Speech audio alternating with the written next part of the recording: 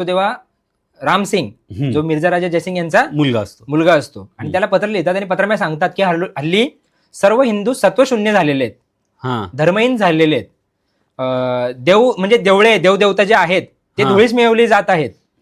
आणि जर आता तुम्ही माझ्यासोबत एकत्र आलात तर आपण या यवनाधिपतीला म्हणजे औरंगजेबाला कारागृहामध्ये डांबू, हे म्हणजे असं पत्र लिहितात. पण दुर्दैवाने हे राजपूत असतात, हे शंभूराजांसोबत येत नाही. अच्छा. आणि ते येत नाही म्हणजे जर तू विचार कर, दक्षिण पूर्ण काबीज केलेले शंभूराजांनी, उत्तरेमधून जर राजपूत एकत्र आले असते तर औरंगजेबाला संपवायला वेळ लागला नसता. ही झाली पहिली गोष्ट. त्याच्यानंतर काय होतं, मग आता शंभूराजांना कळतं की हे राजपूत काय आपल्यासोबत येत नाहीयेत. मग आता शंभूराजे अकबराला घेऊन राजकारण करतात. अकबराला काय करतात, अकबराला सरळ थेट सांगतात की इथून थेट तू इराणला जा, इराणचा जो शहा आहे तू त्याला भेट, त्याच्याकडून मदत घे आणि 30,000 40,000 त्याची जी फौज आहे शहाची